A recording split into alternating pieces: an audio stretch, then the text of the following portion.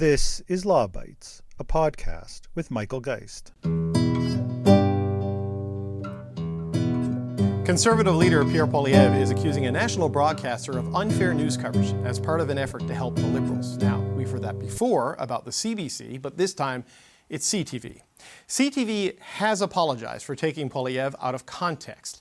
Now, this happened in a report in which comments that Poilievre made were edited together to create a sentence he did not say, and the out-of-context comments suggested the non-confidence motion that Poilievre tabled in Parliament was all about dental care as opposed to a long list of issues the Conservative pose, including the carbon tax. Questions about trust in the media have clearly escalated in Canada in recent months. Indeed, with each error or questionable tweet, there is seemingly an inevitable chorus of concerns that raise doubts about the implications of government regulation and funding of the media. That chorus had been growing with various funding initiatives, but seems to have reached a new level with Bill C-18, the Online News Act. So where is the Online News Act at right now? What of the new collective designed to distribute the $100 million that Google agreed to pay in return for an exemption from mandated arbitration? And what can be done about this mounting trust deficit? Erin Millar wears several hats, including as the CEO and co-founder of IndieGraph, and she's the interim board chair of the Canadian Journalism Collective, the collective that was picked by Google to administer the $100 million. She joins the podcast in a personal capacity. She isn't speaking on anyone's behalf, to talk about the latest Bill C-18 developments and what measures might help address trust in Canadian media. Erin, welcome to the podcast. Hi, thanks for having me. Yeah, thanks so much for joining. A year ago or so at this time, I guess last September, those following the aftermath of Bill C-18, the Online News Act, were focused on some of the proposed regulations. I think the government had put them out at that point in time, and it's pretty clear that at that time Google wasn't particularly enamored with them, and they indicated some of their opposition. We're dealing with the blocked links on Meta platforms. And so the bill had passed, but there were still a lot of questions.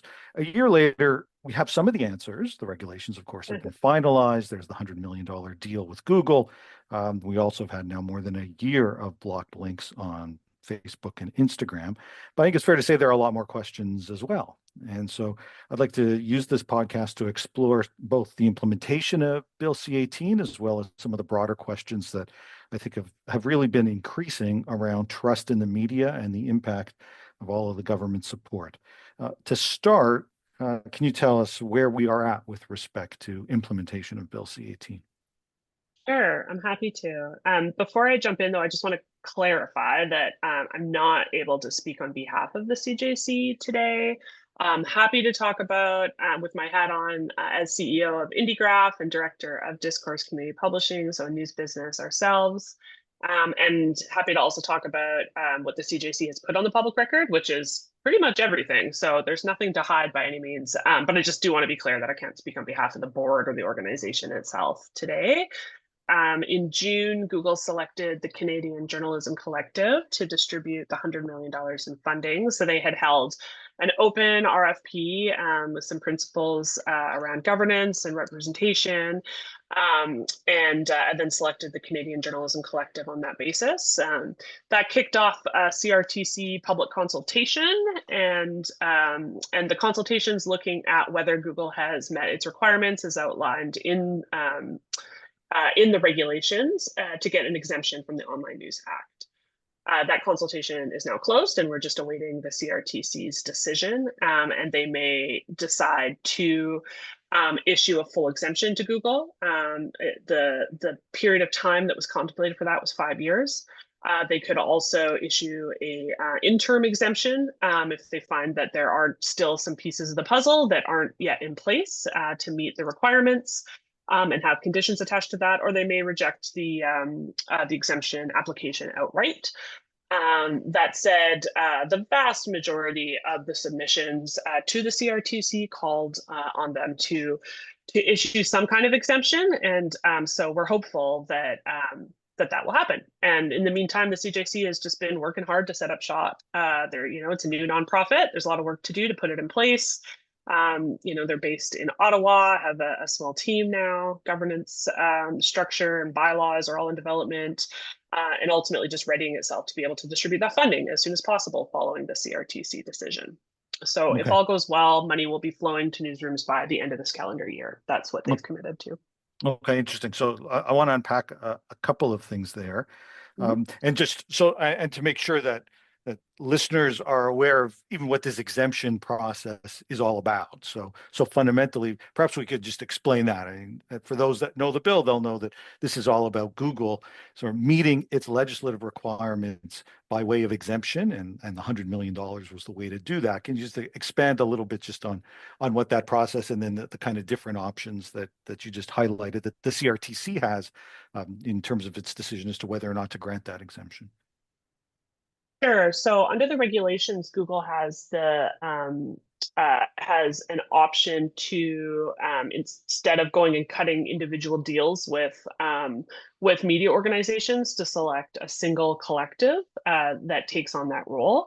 And so that was the option that they met. And then it describes in the act or in the regulations specifically what news businesses need to be compensated through this deal in order to meet that exemption. So there's language in there, and I'm not going to be comprehensive here, but there's language in there about ensuring that that it is a substantial group of the Indigenous news organizations. They talk about local news. They want to see both for-profit and nonprofit in there. So there is a bar.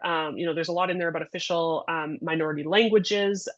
So there really is a bar, a fairly high bar that's set for how representative the deal that distributes this money needs to be, and that's an important differentiator from the legislation that came out of Australia.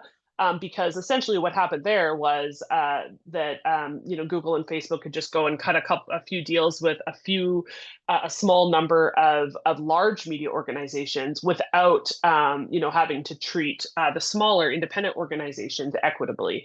So that's built right into the law here and is definitely an improvement. So that's what the CRTC is looking at, is like, does this deal meet the requirements that were laid out in those regulations? You mentioned off the top you're involved with this collective, but don't speak for it. You're speaking in independent capacity, which is great. Now, when the collective reached agreement with Google, I think it was back in June, there was a fair amount of opposition, I think it's fair to say, certainly from some of the competitors that the collective faced. What changes or alterations did the collective make, if any, in response to some of those concerns? Or is that, when you mentioned working on things like bylaws and stuff like that, is that Mhm. effectively the response to get up and running? Yeah, sure. I mean, I guess I'll just start that, like, in terms of my response to the pushback that happened when the CJC was announced as having won the Google bid. And I mean, bottom line is, like, no one likes to lose a competition. And so I think the CJC being selected did come as a surprise to some folks. And the response was honestly more vicious than I expected. However, with all of that aside, the reality is that $100 million a year getting put into the Canadian news ecosystem, it's a lot of money. It has a potential to really move the needle. And so I think it's appropriate that the group that's tasked with distributing it would come under a lot of scrutiny. And so that piece of it is certainly welcome in the industry. My position has been from the beginning that, and I say I say the same thing to IndieGraph's publishing partners in California, where Google has recently signed another deal with government. There is that if we can figure out how to align with the sector in our negotiations with government and big tech, that actually puts us in a much stronger position if we can come together as an industry. That's what I'd really, that's what we're working towards here in Canada. In terms of how the CJC has responded to that criticism, I think it's done a good job of staying really focused on the work.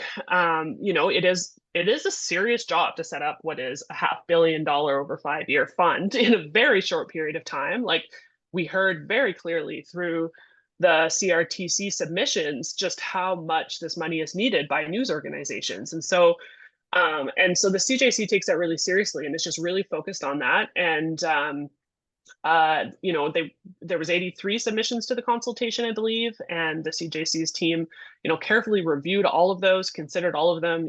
That does require weighing some competing perspectives between different kinds of businesses and different kinds of organizations against the objectives of the act and what's in the regulations, and to figure out the best way to do this, the most efficient way that benefits the industry and ultimately delivers on the promise of the act. So they're taking that work really seriously. Definitely, a lot of the perspectives that were brought forward by both, like the news lobbying organizations like News Media Canada and the CAB, were considered and weighed, and decisions were made that were in response to those things. They didn't get all their way by any means either, because the CJC is also committed to centering the needs of small independent local news businesses too. And but I think the responses they're working towards are very reasonable. And what we're seeing is that as more and more of the actual work, the policies, the eligibility criteria, the process for this is put on the public record, the CJC has been just earning credibility with different stakeholders. So we've seen a lot of the criticism quiet down. So I'm quite hopeful that there's still an opportunity for some new alliances to be built in the industry, and that we're starting to have some more positive conversations. Okay. You mentioned that all being well, the hope is to ensure that the first tranche, that first 100 million, and you mentioned you're expecting this to be a 5-year deal. So we're talking about $500 million collectively, but 100 million in the first year, hoping to see that go out by the end of the year. Can you talk a little bit about what this is going to look like in practice? Let's say CRTC comes back this week with a decision and sort of gives the green light. What comes next to meet that hoped for deadline of getting the money out by the end of the year? Yeah, sure. So it will largely come down to what the CRTC decision is. It's not really a or B type thing, because there likely will be conditions involved. So interpreting that decision will really have a large influence. In the meantime, the CJC has just been, moving ahead as quickly as possible in good faith, putting pieces into place and hoping that the governance and the policies will work with whatever the conditions are that come out. Of course, if an interim exemption is the decision, then Google has said very clearly in its submissions that it wouldn't flow funding on that basis, that it wants a full exemption. So there is a little bit of uncertainty there. And I don't know anything other than what's on the public record in that. So I do think there's a little bit of uncertainty there that we should be watching really closely. If we do get an exemption, whether interim or full, and Google moves forward with the funding, then the funding will flow within 60 days of receiving the exemption. And the CJC will be circulating an application for news businesses to become members within the next week or so. We're not waiting for the exemption for that, because we want to have the membership organization as much of the work done before the money flows, so that we can turn it around as quickly as possible. So yeah, so we'll be admitting members, putting the governance into place, which involves putting a board in place, including a council of broadcasters and a council of publishers who can assess the applications to ensure that the eligibility is there, and then admit folks in. And then all of that is on the basis of, I don't know if I'm getting too in the weeds of the execution of this thing, but everyone will have to sign an attestation and provide information about how many journalists they employ and how much budget they spend on freelance. And that will allow us to determine through the formula that's also on the public record how much money goes to each news business, and distribute that quickly. We have an auditing firm or a accounting firm that will spot check and look and do some assessment afterwards, but the money will flow on the basis of the attestations. And then, of course, there's a whole dispute resolution process and a process for dealing with sort of edge cases or businesses that are not eligible that believe they are, so that they can resolve any disputes about that. So, but that's not going to hold up the funding, the first tranche of funding flowing. So because we just know how important it is for everybody for these funds to get out into the industry and onto the ground in Canadian communities. Okay, I mean that's a really helpful breakdown of some of the things to watch for over the coming months. depending on what comes out of the CRTC. Why don't we go a little higher level in terms of taking a look at the bill itself and some of the impact that it's had, recognizing obviously that one of the biggest impacts will be some of this money once it comes forward. Even Mhm. with this deal, we've seen media closures, layoffs, we've seen mergers. Some of the proponents of the legislation lobbied very vocally for it, now seem to acknowledge that the bill hasn't worked out as hoped. What do you make of the impact of Bill C-18, specifically in this instance from a pure economic perspective in terms of what is done or not done for the industry? Sure. Well, I don't think you can gloss over the fact that Meta's decision to block Canadian news destroyed a ton of value for publishers. And whether or not news organizations' bottom line is going to be better off once these Google funds flow without Meta, or not, I think that remains to be seen. But there's certainly news businesses who I've spoken to that don't believe that even with the 100 million, think that we're worse off just from a pure economic bottom line perspective, with Meta having left. Um, but I mean, the other thing too, again, like I've got a little bit different of a perspective here because IndieGraph's work is focused across North America, and most of the publishers that we work with are actually in the US. And what we're seeing there is that Meta is pulling back news as well. Like that traffic, it's not worth what it was a few years ago. And so I think that we need to keep that in mind too. It was so painful in Canada because it happened so suddenly and it was quite unpredictable, or a lot of folks didn't see it coming.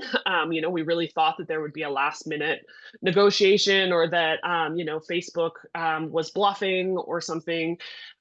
So I think the bottom line is here that as news organizations, like we really do need to build sustainable businesses on the basis of direct relationships and own channels with the audiences that we serve and provide that value.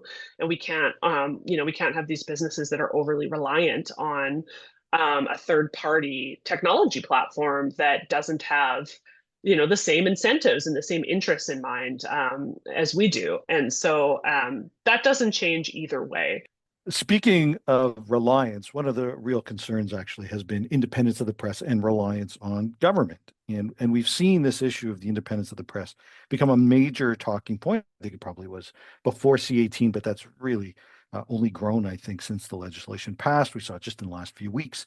There was the Talib Nur Mohammed tweet, which some took to be almost a threatening type tweet, or at least illustrative of some of the risks that arise when you've got government funding. And then, of course, more recently, controversy over a CTV News report that involved pulling together bits of Pierre Poilievre. It seems to me whenever these mistakes now happen, or errors happen, however you want to characterize it, immediately people start thinking about the financial support that the government is providing to media and the impact that it has on independence.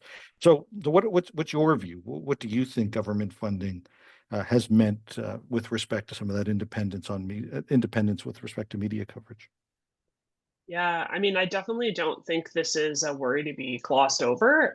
This is a real issue. Of course, we've seen trust in media and trust in institutions more broadly decline in a pretty frightening way in the last few years. And I mean, I guess what I would say first is that the vast majority of journalists, working journalists for these organizations, are committed to these principles of independence. Journalism isn't even just a job; it's like a worldview. It's an identity. I still, even though I'm on the business side and have been for several years now, I still feel that really, really strongly. And most journalists really are committed to that over any partisan or other issue, and they're doing great work. So that's 99% of it. However, it is really concerning, some of the messaging that we're seeing emerge, and the concerns that people have about government funding. And I do really think that it plays clearly into the hand of the messaging we've seen Poilievre put forward recently about Trudeau censorship. I saw in a fundraising memo that the Trudeau censored media and that type of thing. This is directly out of the fake news playbook that we see in the U.S. as well. So we don't want to overlook that. I think as news organizations, what we need to be doing is really acknowledging that the truly independent press is one that is built on an independent business model that isn't overly reliant on government funding. And when you look at governments that have fascist leaders, what's the thing that they do first is they shut down the media, right? Like there's a reason for that. So if we do want a truly independent media, it needs to be able to stand on its own 2 feet. So I do worry about the impact on trust from having so much government subsidy that's involved in our media organization. Okay. And that trust is a huge issue. It Yes. seems to me that, notwithstanding C18 and some of the money that generated coming out of that, and we of course talked about some of the losses as well. It's not as if the campaign for support has ended. In fact, if anything, it sometimes feels like it's accelerated. More requests or lobbying for more tax credits. Alongside C18, we saw an expansion of the labor journalism tax credit. We've seen change in policies in terms of advertising spending. And so, if anything, we've seen a continued shift, even more to increased reliance on government and government policy. Is there an end to this, do you think? And in some ways, does success in terms of generating some government support invariably lead to yet more lobbying for yet more money, and then the cycle continues, and the concerns that you just highlighted around trust continue to grow? Yeah, I mean, I think as news organizations that are, independent, small businesses, like if we look at what is working in this country and what is growing, these are small businesses, a lot of them small chains that are, privately held, or independent, one-off shops that function more like small businesses than they do like large corporate organizations with lobbying. And I think that's what we really need to focus on is building these businesses and building trust at that community level and ensuring that the incentive systems are right, like so that we ultimately exist to serve community members, to do that public service piece. And we communicate that and we make decisions that are aligned with that. And rather than and that we're educating people about that rather than some of the really large organizations where the incentive systems are different, right? Where ultimately a hedge fund in the U.S. owns our local media. So I think the answer here really is about building strong businesses, and that small business piece is understood by communities when you are showing up and on the ground, and not just doing the accountability journalism, although that's very important, but also being part of those communities to celebrate wins and to mourn with communities when things are happening and to be part of that culture of a community. I think that's where you build trust is really at that local level, and the independent businesses are really well positioned to do that. So, your question was, does more money invariably, lead to more lobbying? And I really worry about taking apart what the subsidy programs that we put in place, because I know that our media really is very reliant on it right now. So I hope that it doesn't happen in a way that's really, really like ripping the band-aid off, because I think that would be, yeah, just terrible for communities. However, I'm certainly would like to see us use this government funding to build sustainable businesses so that we don't need it. Because ultimately, a really healthy ecosystem doesn't need to rely on this government funding. And we know there are trade-offs with trust. Yeah. So I appreciate the value in education and communication, especially at the local level. But I do wonder, do you think the public will be able to really separate out sort of even that message that may be coming from some local businesses or local media with sort of the larger national players that are the ones that are often the ones engaged in some of the political coverage. And as you mentioned some of the Polyev positioning with respect to the media, we're going to have an Yeah. election sometime likely in the next year. And it seems to me that a lot of the coverage, no matter what you do, if you're critical of Polyev, there are going to be those that are going to say, well, some are doing that precisely because they want to see the existing government policy and support mechanisms continue. How do we separate out some of that messaging, or even more, can we separate out that messaging from what people's, in many ways, increasingly preconceived notions are about what some of these Mhm. larger players, or the motivations of what some of those larger players happen to be? Yeah, I mean, I think, one thing that the media loves to report on the media. We are navel gazers, for sure. And I think the truth is that that a lot of this lobbying and the stories about the media business like actually don't resonate all that much with the public, and they're not following it that closely. I think where they are getting that message is through the political discourse. So when we see Polyev's messaging that I mentioned from that. So yeah, so I don't know that folks really notice it that much in terms of separating out messaging. Like, I don't think we need to separate out messaging. Um, what the research shows us about local news is that the more national and international news that we consume, and the less local news, so the more of the share of our attention goes towards national and international, the more polarized we get. And that folks who live in community that don't have reliable access to that local news, they're less likely to vote, to volunteer, they're more polarized, they are less likely to even trust their neighbors. But even just by local news being there, quality local news being present, being something that you can find and you can trust, really increases voter turnout, it increases volunteerism. Like, it really is the fabric of our communities.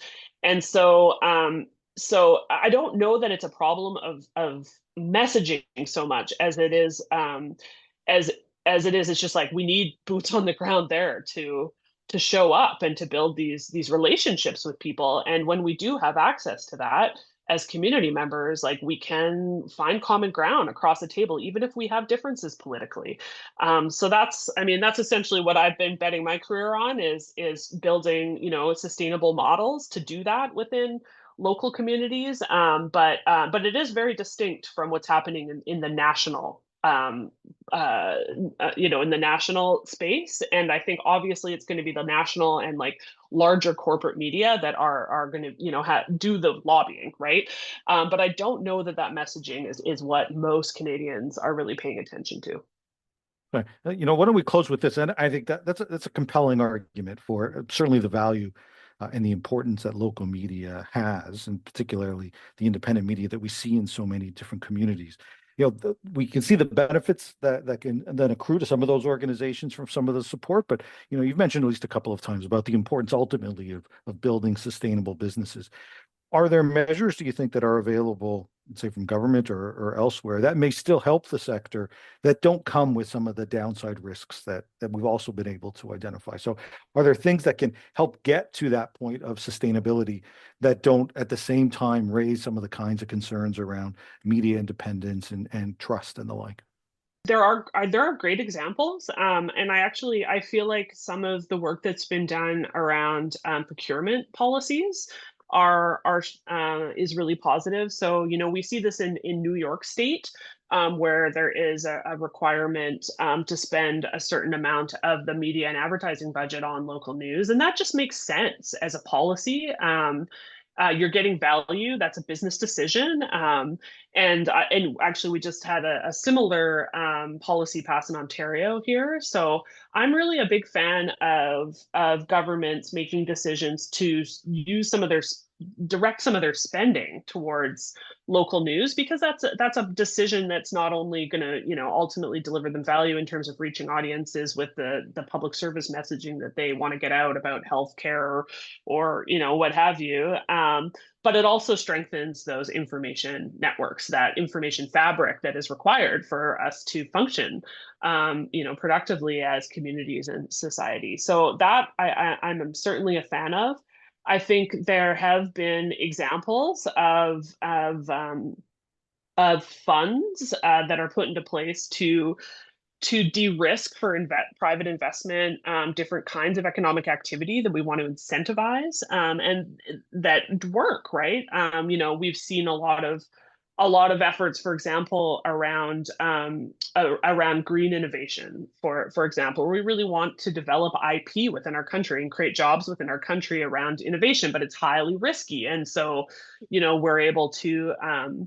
the government has put funds into place where they assess business opportunities and will support some funding that ultimately unlocks investment. So, I'm building a startup with IndieGraph currently. And one of the reasons that, even though most of our customer base is in the US and we keep the business, most of the employees in Canada. And why is that? That's in part because we've been able to benefit from the environment here that the government has put into place, different tax credits and things like that incentivize us to build IP in Canada and to hire, software developers here and those types of things. So, I mean, I guess what I would say is what I don't love is creating an environment in which the government is an essential part of the operating model of media. However, if we can have some catalytic funding at certain points to incentivize investment, that's where I'm more interested. That's where I feel like those are stronger strategies, and are things that we've already done and we know how to do from other industries. There's a basis there to look at. Yeah, I think the one part of the story that doesn't get told as much here too, that I should have mentioned earlier when you asked about the impact of C18 is I don't think we can ignore that just the impact of chilling the investment environment by creating that uncertainty within the ecosystem. If you look at the local news project led by April Lindgren at TMU, you see that there was, dozens of new businesses being launched, new local news businesses being launched year after year, up until this law passed. And then the last 2 years, it's been like one business a year. Like the chart tells that story, and it's because we really just saw everybody just put a hold on making any investment. And those are the sorts of things that we need to think about, because even if the government wants to, subsidize 100% of it by, doing CBCs for everything, that's not going to be enough. It's not going to be enough to actually meet the need. And so we do need this to build these as independent businesses. Okay. And I think that's a great place to leave it. The emphasis on innovation and investment, as opposed to the kind of subsidy model that has been so much the focus of recent policy. And Erin, thanks so much for taking the time to talk about all this fast moving area on the podcast. Thanks, Michael. It was a pleasure. That's the Law Bites podcast for this week. If you have comments, suggestions, or other feedback, write to lawbites@pobox.com. Follow the podcast on Twitter @lawbitespod or Michael Geist @mgeist. You can download the latest episodes from my website at michaelgeist.ca or subscribe via RSS at Apple Podcast, Google, or Spotify. The Law Bites podcast is produced by Gerardo Lebron Laboy. Music by the Laboy brothers, Gerardo and Jose Lebron Laboy. Credit information for the clips featured in this podcast can be found in the show notes for this episode at michaelgeist.ca. I'm Michael Geist. Thanks for listening, and see you next time.